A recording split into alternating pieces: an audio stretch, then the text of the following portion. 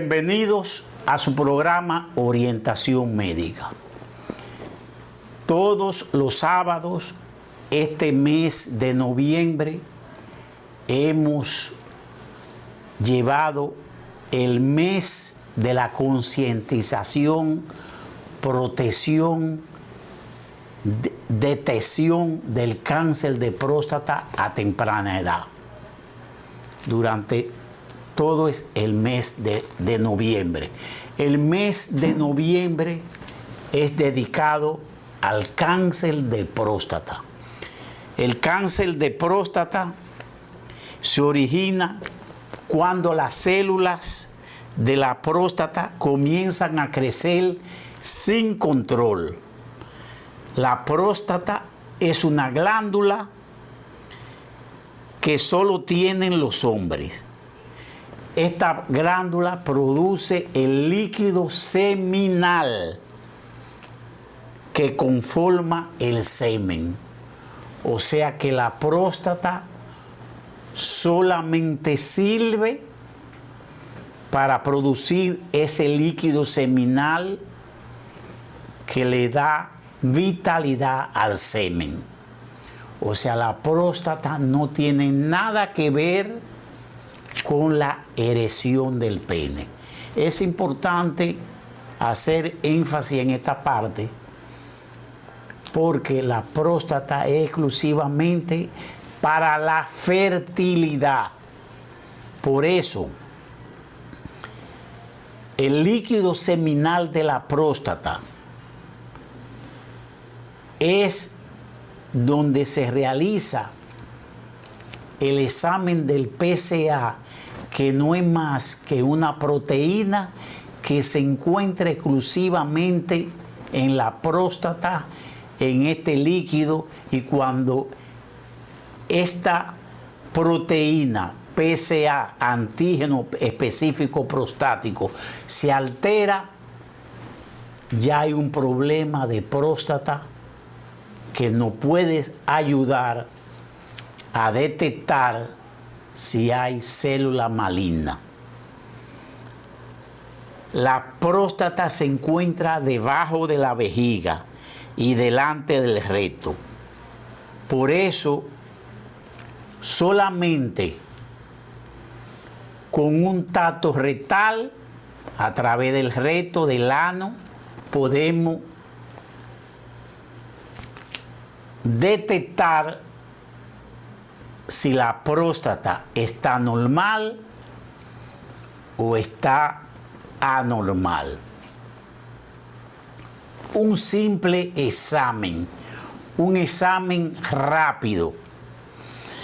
Y fíjense, la campaña que se está haciendo durante este mes de noviembre se traduce con que se le dice al hombre: revísate. El cáncer de próstata puede detectarse a tiempo. Un dedo al año no hace daño. Entonces hay muchas personas que prefieren hacerse el examen en sangre y no hacerse el tacto rectal. Y muchas veces no se hacen ninguna de las dos cosas. El cáncer de próstata es silencioso. Muchas veces no da ningún síntoma. Por eso, esta campaña férrea de coger el mes de noviembre para seguir insistiendo que el examen a tiempo es la única manera de detectar este problema que muchas veces es el número uno de acabar con la vida del hombre: cáncer de próstata. Vamos a hacer una breve pausa y volvemos en breve.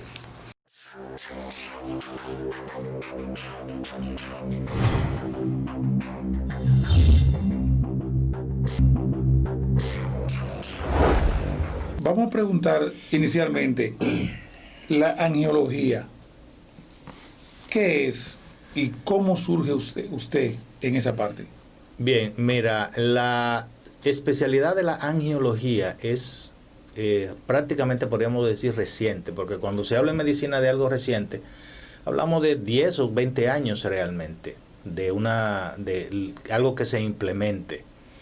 Y aproximadamente en la década de finales de la década de los 70, principios de los 80, se inicia en algunos países, y uno de ellos prioritariamente fue un país del Caribe, que es Cuba, en donde se desarrolló precisamente esta subespecialidad, que ya se había venido desarrollando también en otros países como España, México, y paradójicamente en Estados Unidos fue uno de los últimos países donde se empieza a desarrollar esta especialidad. Y nos lleva a la conclusión, debido a la necesidad de las enfermedades del aparato circulatorio existente en el organismo. Entonces, la angiología, en términos llanos, es la especialidad que se encarga de conocer toda la parte clínica de lo que son las enfermedades del sistema circulatorio en el cuerpo humano. Entonces, el objetivo básico de la angioplastía es una derivación de la angiología, o es la misma angiología en sí. No. La angioplastia o angioplastía, como tú dices, es un procedimiento de tratamiento. Okay. Un procedimiento invasivo, mínimamente invasivo, porque se trata de dilatar un segmento de una vena o una arteria en el cuerpo humano que esté afectada, que esté cerrada. Esto básicamente se empieza a utilizar es en las arterias del corazón, en las arterias coronarias. Es donde realmente se empieza a utilizar lo que son las angioplastias. Que después, posteriormente, con el advenimiento de nuevas técnicas, el mejoramiento, se van introduciendo en otras áreas del cuerpo humano, como son las lesiones que hay en las extremidades inferiores, producidas por otras enfermedades que probablemente la tocaremos en el transcurso de esta conversación. Pero la angioplastia es un procedimiento que se realiza para ensanchar, dilatar las arterias. ¿Por qué se relaciona, y tú muy bien lo dijiste, con angiología? Porque angio significa vasos y plastia significa dilatación. Entonces, la angiología es la ciencia que estudia los vasos sanguíneos en nuestro cuerpo.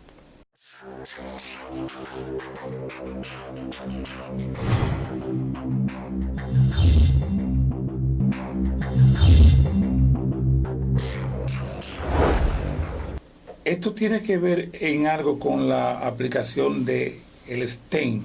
¿Y qué sería el stent en este caso de la angiología?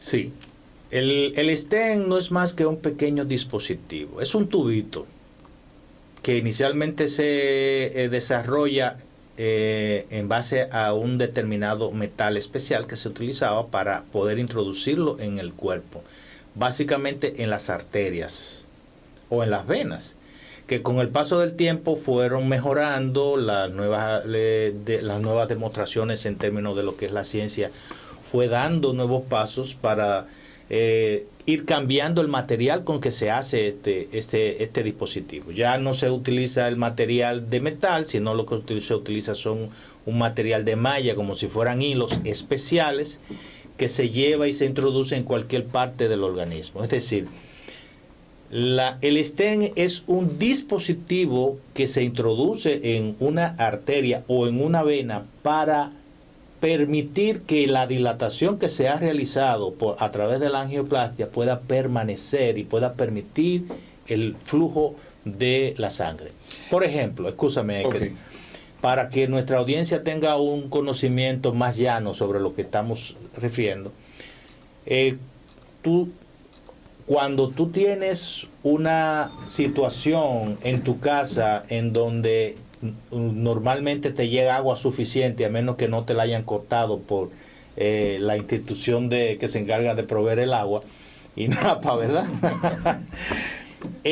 Ocurre que hay una disminución en el chorro del agua que te llega, por ejemplo, a tu cocina, a la cocina de la señora que lava o que plancha, okay. ¿Entiendes? Entonces, ¿qué está ocurriendo? Bueno, tú dices, bueno, no me está llegando agua. Algo está pasando en la tubería que entra a mi casa que no me está llegando suficiente agua. No me llega con fuerza ni me llega una buena cantidad. ¿A quién tú recurres? Al plomero. Ajá. En este caso, los angiólogos somos plomeros precisamente. El plomero llega y determina que hay un problema en una parte de tu tubería, que puede ser en la tubería de la calle o en la tubería que entra hacia tu casa, y hace un hoyo, abre, determina y encuentra que la tubería está tapada por algo que se introdujo en la tubería, en la cañería de tu casa. Uh-huh. Y eso hace que el agua no llegue al sitio donde debe llegar, sea a tu baño o sea a tu cocina, porque tiene una obstrucción que impide que el agua llegue como llegaba cuando estaba antes. Eso mismo ocurre en el cuerpo humano. Eso es lo que pasa, por ejemplo, cuando hay un infarto, ya sea a nivel cerebral o a nivel del corazón, o cuando hay un problema a nivel de la pierna. Hay una obstrucción, una oclusión, y evita que la sangre llegue de forma adecuada al sitio donde debe de llegar. Entonces, la angioplastía, se introduce un cable que se llama un catéter especial para eso, y se hace una especie de dilatación, si es posible, o dependiendo del tipo de oclusión que haya o del sitio donde esté, o se hace una obturación o lo que se llama una endarterectomía, o sea, se quita la oclusión a través de un aparato especial para que pueda producir el chorro y el seguimiento de la circulación. Eso se mejora con la instalación en ese sitio de ese aparatito especial que se llama stent, de ese tubito. En el caso de un plomero, el plomero parece, si encuentra que se dañó esa parte de la tubería, o lo corta y le pone un pedazo, o le mete otro pedacito más pequeño para que pueda circular. Es lo mismo. Doctor, o sea, nosotros somos plomeros. Y hablando de plomería, doctor, y de la angiología, ¿cómo llega el paciente a ustedes referido? Porque ¿en qué condiciones? Bien, muy buena pregunta, porque eso me da la oportunidad para hacer ciertas consideraciones a ese respecto. Fíjate, al ser la angiología una especialidad muy poco conocida, inclusive a nivel mundial, mucho menos en República Dominicana, hace que los pacientes con problemas vasculares no tengan conocimiento ni sepan cómo dirigirse. ¿Por qué? Porque los médicos, ni siquiera los médicos en República Dominicana tienen conocimiento y no tienen una buena formación con respecto a este sistema circulatorio. En nuestro país existe una pequeña cantidad de especialistas que son los cirujanos vasculares, que son precisamente las personas que se encargan de realizar la cirugía cuando nosotros, el clínico, le dice, bueno, hay que operar o hay que hacer tal cosa o consideramos esto. Y se hace un conocimiento y un estudio del caso para determinar qué tipo de cirugía sí conlleva la cirugía. Entonces, no todos los médicos tienen conocimiento de esto. Entonces, es un problema porque el paciente no sabe dónde dirigirse. En el caso particular mío, ¿cómo llegan los pacientes? Bueno, los pacientes llegan por referencia. Son muy pocos los casos que yo recibo que han sido enviados por un médico. La mayoría lo envía a un paciente que ha estado en mi mano y se ve dónde fulano está y entonces viene. O que tienen cierto conocimiento de esa situación y entonces buscan nuestra ayuda. Aquí me he encontrado con pacientes que han pasado un día entero buscando en los diferentes centros de atención aquí, uh-huh, qué médico puede ayudarle a resolver ese problema. O sea, lo que ellos le llaman vascular, que es realmente el término que se utiliza a nivel mundial para referirse a esta especialidad.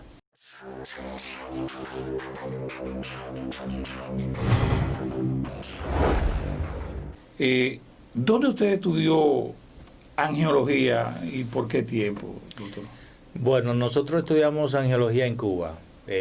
Para esa época se hacía un año de esta especialidad, en el Instituto Nacional de Angiología de La Habana, que en esa época estaba dirigida por el doctor Cook.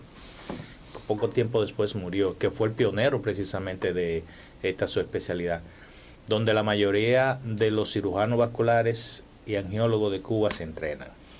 Luego entonces cuando partimos hacia Estados Unidos, terminamos el entrenamiento por otro año más adjunto de los procedimientos diagnósticos, que es la ultrasonografía vascular, específicamente lo que tiene que ver con todas las alteraciones de la circulación que puedan ser detectadas a través de un equipo ultrasonográfico. ¿Cuántos angiólogos hay aquí en el país? Bueno, realmente hasta donde tengo conocimiento solamente reconocido con la especialidad, solamente 2. Está la doctora Katiurka Almonte, que es mi compañera en Secanó, y los demás cirujanos cardiovasculares, cirujanos vasculares, que hacen precisamente un entrenamiento de unos meses para esto dentro del programa, y se desarrollan como tal. Pero en toda parte del mundo realmente son muy pocos, porque como te expliqué, es una especialidad incipiente y que cada día se está desarrollando cada día más. Y esperamos que podamos tener cierta utilidad para los problemas de este tipo en nuestro país. Y entonces, como yo le preguntaba ahorita que algunos pacientes, cómo llegaban a ustedes, pero realmente cuando ellos llegan a ustedes, ¿por qué tipo de problemas o enfermedades es que ellos van referidos a ustedes? Bueno, la mayoría de las enfermedades con las que acuden nuestros pacientes son aquellas producidas por las enfermedades venosas, o sea, cuando hay lo que la gente le llama varices, que no es realmente como tal una enfermedad. No. La varices es una dilatación que normalmente puede ocurrir inclusive de forma normal para poder resultar en ayuda de un determinado lecho vascular. Por eso realmente lo podríamos explicar más adelante. Y los pacientes que tienen enfermedades arteriales. Así que son pacientes que tienen problemas de diabetes, fundamentalmente, aunque hay otras enfermedades que pueden provocar este mismo proceso, pero lo más frecuente es que sea la diabetes, y más en nuestro país, que es tan importante esta enfermedad. Porque la diabetes es, digamos, la enfermedad más importante que afecta la circulación en el ser humano, fundamentalmente las arterias. De ahí es que ocurren tantos problemas de que hay que amputarle la pierna a los pacientes. El pie diabético. El pie diabético, las alteraciones que ocurren a nivel de el cerebral en los pacientes diabéticos, que le dan los infartos cerebrales, los pacientes que tienen los problemas a nivel renal, en fin. La mayoría de los pacientes son por esas causas. Y entonces, ¿a usted le refieren más personas que tienen problemas de diabetes, o en todos los sentidos? O preferiblemente sería mejor ir chequeando los diabéticos. Bueno, lo ideal sería que todo paciente diabético se sometiera a una evaluación de su sistema circulatorio, fundamentalmente arterial. Todo eso es un protocolo, o sea, eso debe de ser por ley que se haga esa investigación, que se investigue, que se analice. ¿Por qué? Porque la mayoría de las enfermedades de la circulación en los pacientes arteriales, de la arteria en los pacientes diabéticos, se inician hasta 10 y 15 años antes de desarrollar el problema que lo lleve al médico. Entonces hay que detectar a tiempo este tipo de problema para poder proveerle el mejor tratamiento para el paciente. Entonces es fundamental.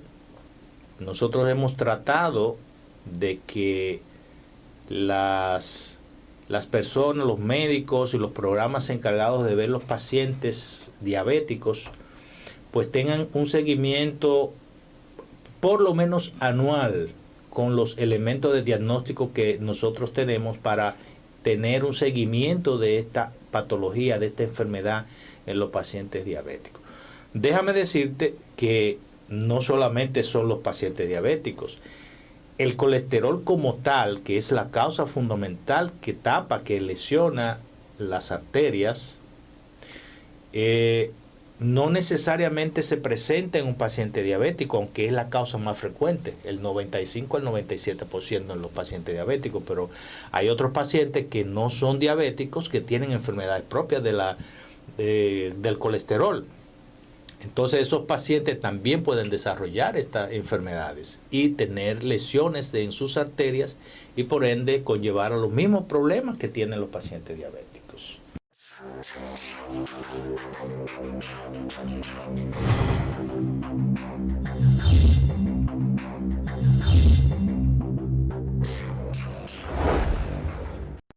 Con grandes estudios, presentándole una conferencia cargada. Entonces, algo sencillo que todos lo pueden entender y que también lo pueden entender personas que no son médicos. Entonces, vamos con diabetes hoy. Primera, ¿quién la va a pasar, por favor? ¿Por qué elegí diabetes hoy? Porque hoy tenemos una serie de retos con la diabetes. Hay muchos retos por delante. Todavía la diabetes sigue siendo una enfermedad que tiene muchas complicaciones que están al día hoy y que cada día van en aumento. Entonces, vamos a tratar algunos tópicos como son, qué es la diabetes, las estadísticas mundiales que tenemos en la actualidad, qué es lo que pasa en tu cuerpo cuando tienes diabetes, cómo sabemos que podemos tenerla, causas comunes, cómo prevenir o retardar y las consecuencias. Vámonos por uno para irla detallando. Siguiente. Bueno, pues la diabetes hoy es una enfermedad crónica que afecta a diferentes tipos de personas. O sea, no tiene raza, etnia, color, no tiene. O sea que afecta a todo el mundo. Afecta órganos y tejidos y dura toda la vida. Hasta que no se descubra algo que ya digamos, bueno, la diabetes se curó, todavía tenemos diabetes para rato. Y se caracteriza por un aumento de niveles de glucosa en la sangre, lo cual, cuando es mantenido y sostenido, afecta órganos. Siguiente. Tenemos en el día de hoy las principales causas de diabetes. La diabetes tipo 1, que es la diabetes que ustedes conocen en niños y adolescentes, es una diabetes que está con una división de unos 35 a 40 años por debajo y es la minoría por suerte, porque es una diabetes bien agresiva, que el que la padece necesita una evolución durante toda la vida pero muy higiénica. Es una persona que necesita de mucha atención, tanto de la persona en sí que la padece como de los familiares, porque la diabetes tipo 1 afecta a niños y adolescentes y es bastante agresiva. Desde el diagnóstico, desde que se hace el diagnóstico de la diabetes tipo 1, el paciente, la diferencia es que lleva insulina siempre. Aunque dentro de la diabetes tipo 1 podemos encontrar algunos subtipos. Por ejemplo, como ha aumentado tanto lo que es la obesidad, hoy en día ha aumentado el grado de obesidad, va en aumento. Entonces nosotros tenemos diabéticos tipo 1 que pueden ser niños grandecitos que están gorditos y simplemente ustedes saben que la obesidad está asociada con mayor aumento en la aparición de diabetes. Entonces, esa diabetes tipo 1 es en minoría, pero es una diabetes que si usted no le presta atención y el familiar que ayuda. Pero hoy mismo supe de alguien que un bebecito con un mes y algo de nacido, eso trastorna todo el entorno familiar. La gente se vuelve loco. ¿Por qué mi niño? ¿Por qué a mí?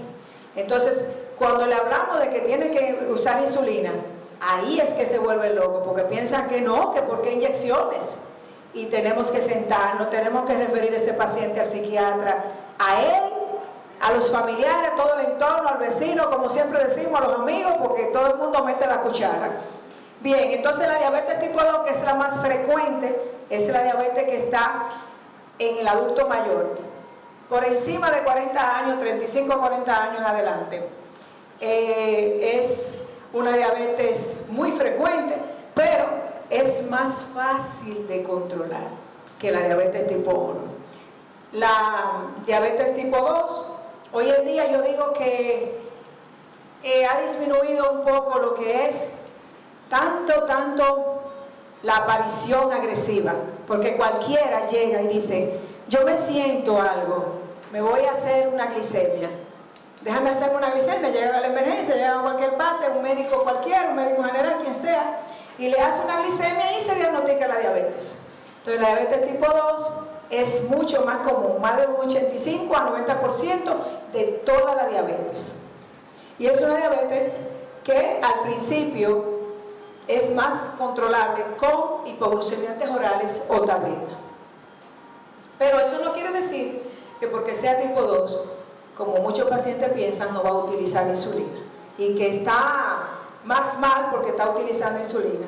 Es todo lo contrario.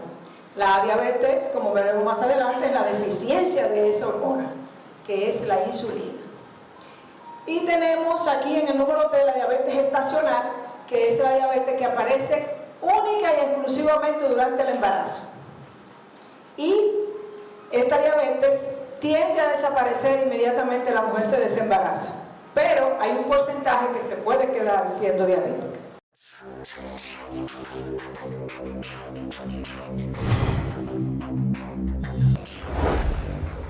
Hola amigos televidentes, amigo radio escucha y amigo cibernauta que nos sigue a través de los canales de producción vía internet de nuestro ingeniero licenciado productor, el doctor Víctor Garcés.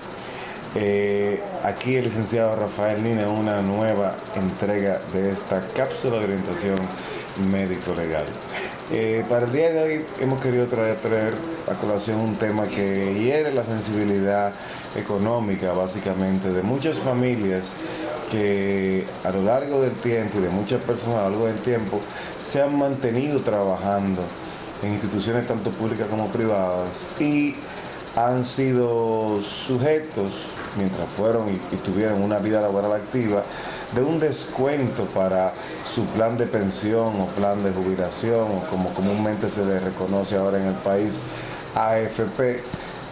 Y esto lo digo por el manejo que ustedes han sabido que han tenido muchos de los fondos que se han destinado a la AFP, donde se dice que los bancos hacen con ese dinero lo que les placa, que el gobierno lo utiliza para hacer campaña, etcétera, etcétera. Eso todavía no está bien definido y bien claro. Lo que sí vamos a hacer en esta cápsula de orientación médico-legal es darle algunas pautas, pinceladas tal vez, de lo que debe de ser el proceso al momento en que la persona llega a esa etapa de su vida laboral en que ya va a ser jubilado o que por alguna enfermedad, accidente o razón catastrófica ha tenido que interrumpir su vida laboral y debe de recurrir entonces al auxilio de una AFP. Lo primero que debemos saber es el significado de las siglas AFP, Administradora de Fondos de Pensiones. En el país tenemos varias, se encuentra la AFP Escocia, que es la de Scotiabank, tenemos la AFP Popular, obviamente de Seguros Universal, tenemos la AFP Yunen, tenemos la AFP Banreserva, tenemos infinidades, AFP Humano, tenemos infinidades de administradoras de fondos de pensiones que se dedican a ese negocio en el país. ¿En qué consiste el negocio? Usted cotiza. Cotizar significa simplemente que usted trabaja para una institución pública o privada y esa institución pública o privada mensualmente va sacando un dinero que es enviado hacia esa AFP. Esa AFP se encarga de invertir en negocios que a la larga, a la corta o al medio plazo puedan rendir beneficios que cuando llegue el momento del empleado pensionarse rindan lo suficiente para que ese empleado pueda disfrutar de un ocaso de su carrera laboral o de una vejez digna, en base a lo que le va a retribuir su AFP correspondiente. Pero en la vida real, y más en un país con tan poca institucionalidad como la República Dominicana, las cosas no suelen pasar de esa manera. El primer escollo es que cuando un pariente de un pensionado o de un fallecido o el mismo pensionado va a solicitar ese auxilio que le corresponde por ley y que ha sido, dicho sea de paso, un logro del derecho laboral conseguido en cuanto a seguridad social, que ha llevado más de 50, 60, 70 años de lucha para ser regularizado, y que nuestro país apenas fue ya con una ley institucionalizada y con una superintendencia llevada a cabo a partir del año 2001 con el presidente Hipólito Mejía, pero que ya venía planeándose de finales de los 90. Cuando ustedes ven que ese tipo de logros todavía en República Dominicana se le ponen demasiadas cortapisas, y la primera cortapisa es el momento de usted solicitarla. Allá ustedes van, y esto ya hablo en mi práctica profesional diaria, y le van a decir, ok, mira, tráeme tal documento, tráeme tal cosa. Un listado de documentos que ustedes dicen, pero ¿para qué me sirve esto? O sea, ¿para qué le va a servir este documento a ellos? ¿Por qué de tal manera? Supóngase que el periodo para usted culminar y finalmente darle un sí a su pensión, ya sea para usted o para sus herederos, eso se va a tomar entre 6 meses y 1 año. Y mientras dure ese proceso, usted no va a recibir ningún beneficio. Y peor aún si la institución para la cual usted trabajó es pública, porque ahí entonces se queda sin ningún tipo de auxilio hasta que no se agote el proceso completo.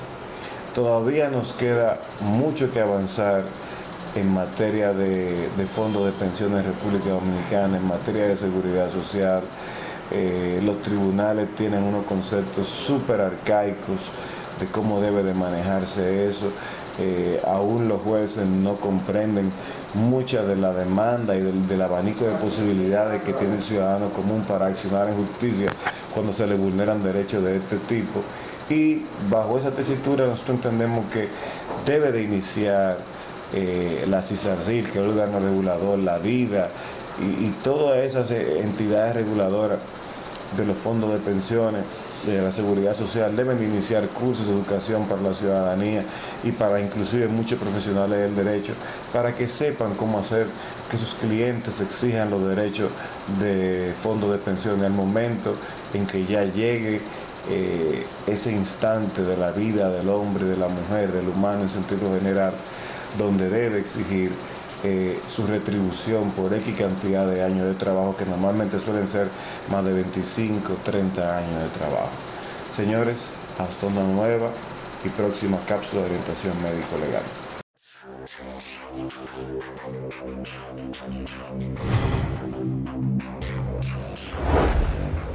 Bien, señores, continuando con los mensajes para concientizar al hombre, al varón, sobre el cáncer de próstata, mes de noviembre, decimos que los signos de cáncer de próstata incluyen flujo de orina débil o intermitente. O sea, intermitente, que usted está orinando y de un momento a otro para. Y dicen, bueno, doctor, yo comencé a orinar, pero veo que se me para la orina entre las veces que voy a orinar. Ganas repentinas de orinar. Aumento de la frecuencia de ir a orinar, especialmente por la noche. Dificultad para iniciar la misión. O sea, usted tiene que esperar un rato y hasta pujar. Dificultad para vaciar la vejiga. O sea, la vejiga usted no la vacía por completo. Y al poquito rato tiene que volver a orinar. Dolor o ardor al orinar. y presencia de sangre en la orina o semen. Esos son algunos signos que hay de cáncer de próstata. Pero muchas veces, Señor, estos signos que yo estoy mencionando no se dan, pasan desapercibidos, no se dan, vuelvo y repito, y aparentemente usted está normal. Usted va a hacerse un chequeo y se encuentra que ya hay un problema de próstata, porque usted tiene 5 años que usted no se examina, no se sentía nada, y se detecta un cáncer, porque muchas veces este problema es silencioso. Para detectar o diagnosticar el cáncer de próstata se utilizan pruebas que examinan la próstata y la sangre. El examen físico consta, como dije anteriormente, del tacto rectal, que no es más que introducir un dedo y palpar la próstata. Mientras el urólogo está más familiarizado, tiene experiencia, solamente con el tacto rectal va a detectar cualquier problema. Aún así, debe completarse después que la persona tiene más de 50 años de edad, con un examen en sangre, que ya lo mencioné, que es el PSA, antígeno específico de próstata, y también con una ultrasonografía transrectal, que no es más que un sonograma con imágenes de ultrasonido para detectar algo más avanzado. Concluyendo, señores, la única manera de detectar el cáncer de próstata a temprana edad es realizándose sus exámenes anual, si usted no tiene ningún antecedente de riesgo genético, y cada 6 meses si ya hay un antecedente genético. ¿Cuáles? Que sus padres, sus abuelos, sus tíos, sus hermanos mayores hayan padecido de cáncer de próstata. Usted tiene muchas probabilidades de tener el gen. Y por eso, si usted tiene esta condición, debe acudir al urólogo cada 6 meses. Si no hay ninguna de estas condiciones, usted debe hacerlo anual. Y usted va a evitar este problema tan frecuente y que muchas veces causa número 1 de que el hombre muera de esta terrible enfermedad como es el cáncer de próstata. Solamente me queda, señores, decirle gracias por su atención. Nos veremos el próximo fin de semana. Que pasen un buen fin de semana, valga la redundancia. Ok.